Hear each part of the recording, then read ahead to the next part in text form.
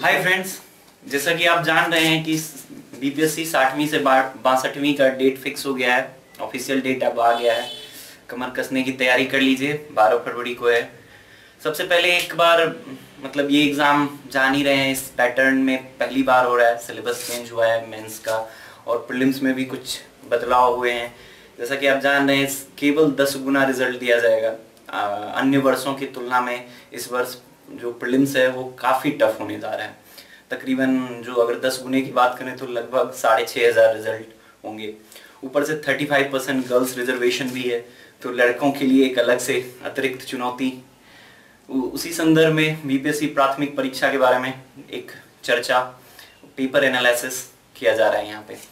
अगर आप 56वीं से 59वीं के पेपर को देखें जो 15 मार्च 2015 को हुआ था, तो उसका एक जनरल एनालिसिस यहाँ पे प्रस्तुत किया जा रहा है। जनरल साइंस से 20 क्वेश्चंस थे, हिस्ट्री से 31 क्वेश्चंस थे, करंट अफेयर्स से 25 क्वेश्चंस थे, बिहार स्पेशल से 12 क्वेश्चन थे, इकोनॉमी से 29 क्वेश्चन थे, ज्योग्राफी से 16 क्वेश्चन थे, पॉलिटी से 2 थे, मिसलेनियस से 5 थे और मैथ्स से 10 थे।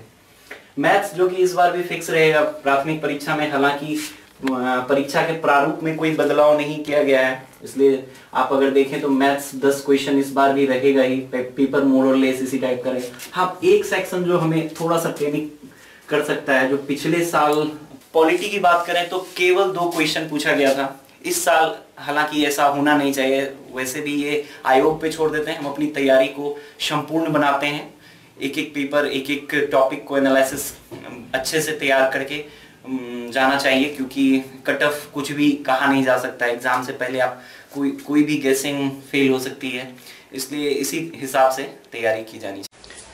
हाँ, तो दोस्त बात कर रहे थे हम लोग कि पेपर के बारे में। पेपर जो था, आप 150 क्वेश्चंस में मोर और लेस यही संभावनाएं हैं इस साल भी रहने की। अगर आप 56वीं से 59वीं पेपर के स्तर को देखें तो ये पूर्व में जितनी भी बीपीएससी की परीक्षा हुई थी उससे थोड़ा सा टफ माना जा सकता है। जो स्तर थे इकोनॉमी के क्वेश्चन, खास करके एक तो नंबर ऑफ क्वेश्चंस काफी ज्यादा था और जो उसके स्तर थे वो भी काफी अच्छे थे। करंट के क्वेश्चन हमेशा एज यूजुअल हमेशा अच्छे रहते हैं और इस दफा भी अच्छी खासी मात्रा में और अच्छी क्वेश्चन पूछने की संभावनाएं हैं। तो हम लोग सबसे पहले विज्ञान से शुरू करते हैं, सामान्य विज्ञान, जनरल साइंस। जनरल साइंस में आप देखेंगे टोटल 20 क्वेश्चंस में बायोलॉजी का जो वेटेज है वो 13 से 14 था और फिजिक्स और केमिस्ट्री 6-7 थे। बायोलॉजी का जो मूलतः आप प्रश्न देखें वो आप सामान्य जानकारी पे, अधिकांश प्रश्न सामान्य जानकारी पे थे। जनरल इंफॉर्मेशन बेस्ड क्वेश्चन था। कोई बहुत ज्यादा आपको डेप्थ में बायो, स्पेशली मतलब बायो में ग्रेजुएशन या पोस्ट ग्रेजुएशन करने की जरूरत नहीं। आप सामान्य विज्ञान की कोई भी किताब पढ़ते हैं तो उससे आप इसे सॉल्व कर सकते हैं। फिजिक्स केमिस्ट्री का भी मोर और लेस वही स्तर था। कुछ पेपर को हम देख सकते हैं। अगर पेपर की बात की जाए तो एक क्वेश्चन पूछा था, लौंग के पौधे निम्नलिखित में से किस भाग से प्राप्त होते हैं। ऑप्शंस थे आपके शुष्क पत्तियां, शुष्क तने, शुष्क बीज, शुष्क पुष्प कली। हम सभी जानते हैं ये शुष्क पुष्प कली होगा। अगला प्रश्न इसी टाइप का था, ऑन्कोजिन संबंधित है। हम सभी जानते हैं कि ऑन्कोजन कैंसर से संबंधित है और आराम से एक ऑप्शन कर्क रोग था इसमें। कई बार कर्क रोग हो सकता है, बहुत सारे लोग कर्क रोग से, हालांकि अधिकांश लोग परिचित होंगे, लेकिन कई बार कर्क रोग और कैंसर थोड़ा सा आपको परेशान कर सकता है। तो एक बार अगर आप प्रश्नों को नहीं, कहीं पे ऑप्शंस नहीं समझ में आ रहा है या प्रश्न नहीं समझ में आ रहा है तो जो दिया हुआ हिंदी इंग्लिश में क्वेश्चन है आप उसे भी एक बार जरूर पढ़ लें, इससे आपको ज्यादा आसानी होगी प्रश्न को समझने में। बढ़ते हैं अगले प्रश्न की ओर। अगला प्रश्न था, सबसे अधिक क्रियाशील धातु निम्न में से कौन सी है। Sodium, calcium, iron, potassium. ये प्रश्न थोड़ा बेहतर था। हम सभी जानते हैं कि सामान्यतः अगर हम धातुओं की बात करें तो एस ब्लॉक धातुओं में ऊपर से नीचे जाने में, अगर हम वर्ग में ऊपर से नीचे जाते हैं तो धातुओं की क्रियाशीलता बढ़ते जाती है। ठीक है, तो हम सभी जानते हैं कि सोडियम परमाणु क्रमांक 11 है और पोटेशियम परमाणु क्रमांक 19 है। तो 11 के बाद 19 आ रहा है। आप वर्ग में ऊपर से नीचे जाने पे पोटेशियम बाद में आएगा, तो पोटेशियम सोडियम की तुलना में अधिक क्रियाशील होगा। अधिकांश लोग इसमें कंफ्यूजन में आ सकते हैं कि सोडियम पोटेशियम में, तो ये नीचे जाने पे आपको इसी तरह इसी से संबंधित एक प्रश्न और हो सकता है कि सबसे अधिक क्रियाशील धातु कौन सा है। अगले प्रश्न की तरफ बढ़ते हैं। अगला प्रश्न है डीएनए को किसने अंतः पात्र में बनाया। आप फिर से इसके अंग्रेजी में जो दिया गया प्रश्न है उसे पढ़ लें। समय की भी पर्याप्त ये रहती है, समय की किल्लत होती नहीं है। 2 घंटे में 150 प्रश्न होते हैं सामान्य अध्ययन के, जो कि बहुत ज्यादा आपको परेशान करने वाला नहीं है। अगला प्रश्न है डीएनए को किसने अंतः पात्र में बनाया। Who synthesized the DNA in vitro synthesis of DNA. Options देखिए आप, Robert Hooke, Edward Jenner, Joseph Lister, Arthur Kornberg. आप सभी जानते होंगे कि रॉबर्ट हुक कोशिका के खोज से संबंधित हैं, एडवर्ड जेनर चेचक के टीके से, जोसेफ लिस्टर के बारे में भी जानते हैं। यहाँ पे आर्थर कोनेनबर्ग जो है ये सही उत्तर है। इसमें सारे प्रश्न अगर आप देखें तो ये एकदम जनरल इंफॉर्मेशन पे बेस्ड है। अगर आप में से अधिकांश लोग जो है लूसेंट सामान्य विज्ञान जरूर पढ़ते होंगे, सामान्य अध्ययन के लिए, परीक्षाओं की तैयारी के लिए, पीसीएस, आईएएस जो भी है और रेलवे वगैरह सब में होता है, ये सारे प्रश्नों के उत्तर आपको मोर और लेस लूसेंट सामान्य विज्ञान में मिल जाएंगे। बढ़ते हैं अगले प्रश्न की तरफ। अगला प्रश्न है वर्ष 1945 में नागासाकी जापान में गिराए गए बमों में कौन सा विस्फोटक प्रयुक्त किया गया था।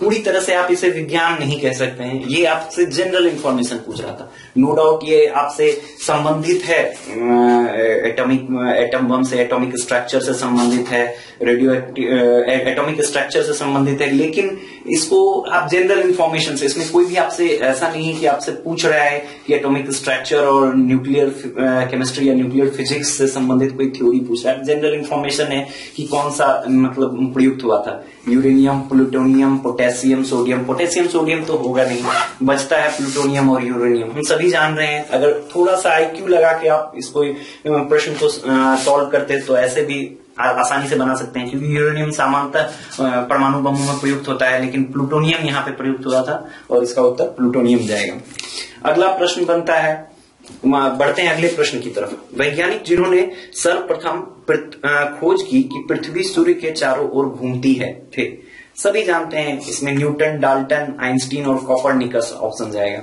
आप सभी बताइए, कॉपरनिकस होगा और कोई ऑप्शन आसपास भी नहीं है। अगले प्रश्न की तरफ बढ़ते हैं। कॉस्मिक किरणें आवेशित कण है, अनावेशित कण है, आवेशित तथा अनावेशित दोनों हो सकती हैं, उपयुक्त में से कोई नहीं। क्या उत्तर होगा? आवेशित, अनावेशित, आवेशित तथा अनावेशित दोनों हो सकती हैं। सही उत्तर होगा आवेशित तथा अनावेशित दोनों हो सकती हैं। देखिए एक्चुअली कॉस्मिक किरणों में प्रोटॉन होता है तो पॉजिटिवली चार्ज होता है, इलेक्ट्रॉन भी होता है, नेगेटिवली चार्ज होता है, पॉजिट्रॉन भी होता है। तो बेसिकली ये आवेशित अनावेशित ये नेचर पे डिपेंड करेगा कि किस टाइप का है, प्रोटॉन है, इलेक्ट्रॉन है, उस पर डिपेंड करेगा। ये आवेशित अनावेशित कुछ भी हो सकता है। सही उत्तर सी होगा। निम्नलिखित में कौन सा तत्व सभी कार्बनिक यौगिकों में मिलता है? ठीक है, कार्बन, कैल्शियम, नाइट्रोजन, ऑक्सीजन। नाम से ही जाहिर है ऑर्गेनिक कंपाउंड पूछ रहा है तो कार्बन रहेगा ही। कार्बनिक पदार्थ में बिना कार्बन के हो नहीं सकता है। अगले प्रश्न की तरफ बढ़ते हैं। तीव्रता एवं प्रयुक्तता के आधार पर निम्नलिखित में से कौन सा कर्क रोग उत्पन्न कर सकता है तथा उसका उपचार भी कर सकता है? ऑप्शंस की तरफ बढ़ते हैं। तंबाकू, अल्कोहल, आयनीय विकिरण, परावैंगनी किरणें। बताइए कौन सा इसमें से ट्रीटमेंट के लिए भी इस्तेमाल होता है कैंसर के, और कैंसर काउज भी कर सकता है। सभी जानते हैं इसमें परावैंगनी किरणों का प्रयोग होगा नहीं।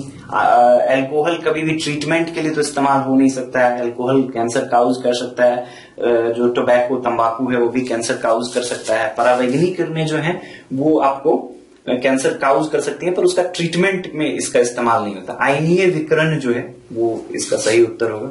बढ़ते हैं अगले प्रश्न की तरफ। एक वयस्क मनुष्य में रक्त का कुल परिमाप होता है 5 से 6 लीटर, 3 से 4 लीटर, 8 से 10 लीटर, 10 से 12 लीटर।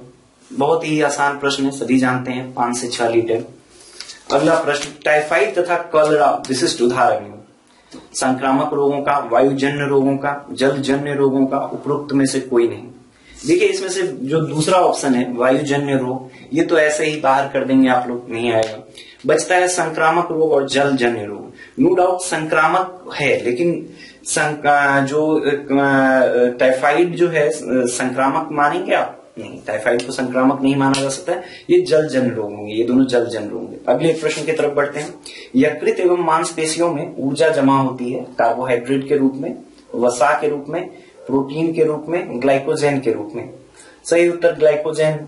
जानते हैं हम लोग सभी, जो पेनक्रियाज होता है, पेनक्रियाज के फंक्शन के बारे में जानते हैं। वहां पे 3 अल्फा बीटा और गामा सेल्स होते हैं। अल्फा से ग्लूकागोन हार्मोन सीक्रेट होता है, जो कि ग्लूकोज को जो कि ग्लाइकोजन को ग्लूकोज में बदलता है, और बीटा सेल्स से इंसुलिन स्रवित होता है, जो कि ग्लाइकोजन बनाता है। ठीक है, अगले प्रश्न की तरफ बढ़ते हैं। जीवाणु की खोज किसने की? Fleming, Lambert, Temin, Leeuwenhoek. सही उत्तर होगा ल्यूवेनहुक। सारे प्रश्न अब तक हम लोगों ने जो चर्चा किया है, 13 प्रश्न जो 56वीं से 59वीं के विज्ञान के प्रश्न हैं, वो सारे के सारे प्रश्न आप अगर देखें तो एकदम से जनरल इंफॉर्मेशन, किसी एक प्रश्न में भी ऐसा नहीं है कि आपको विशिष्ट विज्ञान में स्नातक या। बढ़ते हैं अगले प्रश्न की तरफ। जीवों में अत्यधिक विविधता का कारण है। मेरे ख्याल से जीव विज्ञान या विज्ञान से संबंधित जितने भी प्रश्न पूछे गए थे इस परीक्षा में, उसमें ये सबसे स्तरीय प्रश्न हो सकता है मेरे अनुमान से। इसके ऑप्शंस काफ़ी क्लोज हैं, सारे ऑप्शंस, मतलब अनुकूलन, सहभागिता, उत्परिवर्तन, बहुगुण सूत्रता, लगभग सभी का मतलब आपको विविधता के में रोल प्ले करता है, डाइवर्सिटी में रोल प्ले करता है। लेकिन यहाँ पूछ रहा है सर्वाधिक कौन कर रहा है, तो उत्परिवर्तन भी करता है, बहुगुण सूत्रता भी करता है, सहभागिता भी करता है, लेकिन अनुकूलन, एडेप्टेशन जो है वो बेहतर उत्तर होगा, अमंग बेस्ट ये जाएगा। हालांकि म्यूटेशन इसके काफ़ी क्लोज हो सकता है, माइक्रो इवोल्यूशन में सब रोल प्ले करते हैं डाइवर्सिटी के कारण, लेकिन बेहतर विकल्प अनुकूलन होगा। उत्तर इसका ए अनुकूलन जाएगा। कीट संवर्धन क्या है? एक जनरल इंफॉर्मेशन आपसे पूछ रहा है, vermi culture. What is vermi culture? सभी जानते हैं कीटों की वृद्धि करने का विज्ञान। इसमें कोई और ऑप्शन इसके आसपास भी नहीं है। जंतुओं के अध्ययन का विज्ञान हो नहीं सकता है, मछलियों के अध्ययन नहीं हो सकता है, कीटों को मारने का विज्ञान नहीं हो सकता है। अगले प्रश्न की तरफ। सबसे छोटा जीव जो स्वयं विकास एवं प्रजनन करने में समर्थ है? विषाणु, जीवाणु, माइकोप्लाज्मा, बैक्टीरियोफेज। विषाणु स्वयं में विकास और प्रजनन करने में संभव नहीं है। सभी जानते हैं कि विषाणु को होस्ट चाहिए होता है, विषाणु के डीएनए या आरएनए को होस्ट चाहिए होता है, होस्ट सेल के मैकेनिज्म से वो अपना कार्य करता है। जीवाणु और माइकोप्लाज्मा, यहाँ माइकोप्लाज्मा पीपीएल सभी जानते हैं, इसका सही उत्तर होगा। अगले प्रश्न की तरफ बढ़ते हैं। सर्वप्रथम मानव हृदय का प्रत्यारोपण हुआ था अमेरिका में, इंग्लैंड में, दक्षिण अफ्रीका में, फ्रांस में। ये एक फिर से जनरल इंफॉर्मेशन क्वेश्चन था, और मुझे याद है, मैं मतलब कौन बनेगा करोड़पति में भी ये प्रश्न माधुरी दीक्षित आई थी, तो उनसे पूछा गया था, और उनके हस्बैंड से उन्होंने फोन ऑफ फ्रेंड में इसका उत्तर पूछा था, और हालांकि वहां नाम पूछा गया था, फिर इसके डिटेल में अमिताभ बच्चन ने पूरा डिटेल बताया था कि 1979 में दक्षिण अफ्रीका में ये किया गया था। ठीक है, अगले प्रश्न की तरफ बढ़ते हैं। वृक्क से प्रति मिनट औसत रक्त प्रवाह होता है। एक अन्य बेहतरीन प्रश्न जो कि आपको विज्ञान की जानकारी हल्की सी होनी चाहिए, जीव विज्ञान की जानकारी होनी चाहिए, तभी आप इसका उत्तर कर सकते हैं। और अगर इसके उत्तर को देखें, ऑप्शंस को देखें, तो 1000 सीसी, 1200 सीसी, 200 सीसी, 500 सीसी, और सही उत्तर जाएगा इसका 1200 सीसी। पादप कली है। प्रश्न की तरफ अंग्रेजी में भी एक बार पढ़ लेते हैं। इंग्लिश में है, a plant bud is an embryonic shoot, an embryonic leaf, an endosperm, a seed। पादप कली, बताइए क्या हो सकता है?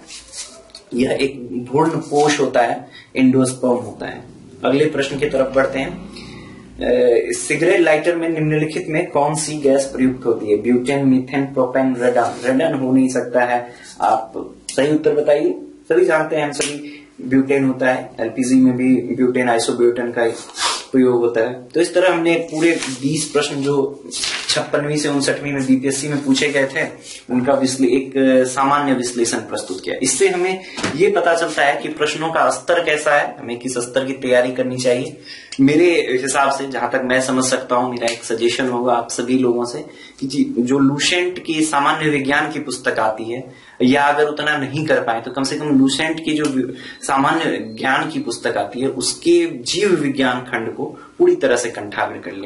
उसमें कौन सा डिजीज से रिलेटेड चीजों पे स्पेशली फोकस करें, कौन सा डिजीज किस प्रकार का है, किस जीव से किससे होता है, कौन बैक्टीरियल है, कौन वायरल है, जीवाणु जनित है, विषाणु जनित है, उस पे आप अच्छे से फोकस कर लें। हाल के दिनों में जो चर्चा में रहे हैं रोग, जैसे चिकनगुनिया है, दिल्ली में काफी फैला हुआ रहता है, आप डेंगू है, इनके बारे में भी जनरल इंफॉर्मेशन हो सकता है। जिस तरह से प्रश्नों के स्तर में और प्रश्नों के नेचर में बदलाव देखने को मिल रहा है, वो आईएएस के पैटर्न पे आ सकता है। तो आपसे करंट में जो चर्चित है विज्ञान को भी करंट से जोड़ के पूछ सकता है।